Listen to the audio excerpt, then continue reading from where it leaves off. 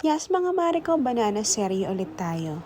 Crunchy banana dragon o pisang goring naga sa bansang Jakarta. Tara, gumawa tayo. Saging na sa babo pa lang, gagamitin natin dito yung medyo hinog na. Dapat po hindi sobrang hinog na saging gagamitin natin para pag pinlatin natin mamaya, hindi siya basta-basta madudurog. At ayan, gagamit lang po tayo ng plastic at ipapasok natin siya sa loob. At itutupilaan po natin ang paganayan. So ngayon, kukuha po tayo ng mabigat na bagay na flat sa ilalim at ipa-flatten natin ng ganayan. Yung po paglagay natin ng saging na sa plastic at pag-flatten natin ng ganito, ay siya magsisilbing shape ng ating saging. At ayan, tanggalin lang po natin sa plastic at ulitin lang po natin sa mga natirang saging. Ilagay po muna natin sa isang lalagyan at set aside natin. Pwede nyo muna po ilagay ito sa ref habang gumagawa tayo ng butter. At ayan, sa isang mixing bowl, ilagay na natin ang ating dry ingredients. Pagsamasamahin lang natin sila at ating i-mix hanggang mag-well combine. Brown sugar po nilagay ko. Kung wala pong brown sugar, pwede naman po yung puti. At nag-add din po pala ako ng 1 tablespoon of butter. And 1 teaspoon of vanilla. Ito naman po ay optional laang. At lagyan na rin po natin ng tubig. Ayan, mix-mix lang po natin hanggang mag-dissolve sila. Hanggang sa wala na tayong makitang buo-buong dry ingredients. At ilagay na po natin ng black sesame seeds. Kung walang black sesame seeds, pwede naman po yung puti. Basta i-toasted lang po natin. At ayan, after mixing, ilagay na po natin yung ating saging na saba. At isalang na po natin medium low fire.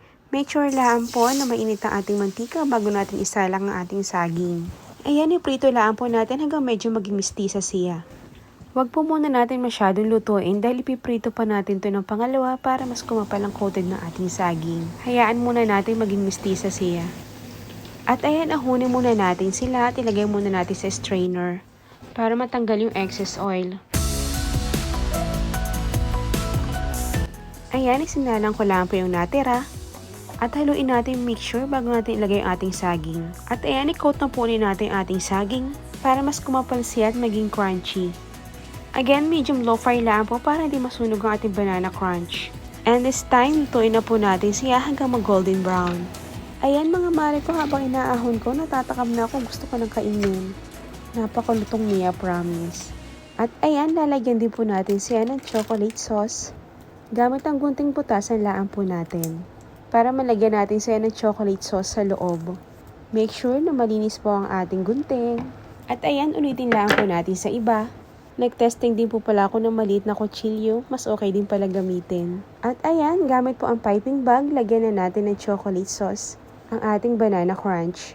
Kung wala pong piping bag, anything na pwedeng gamitin, gora ng mga mare.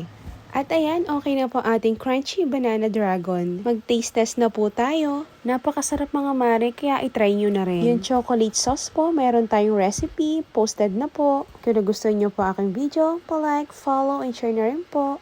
Thank you for watching. Stay tuned for more.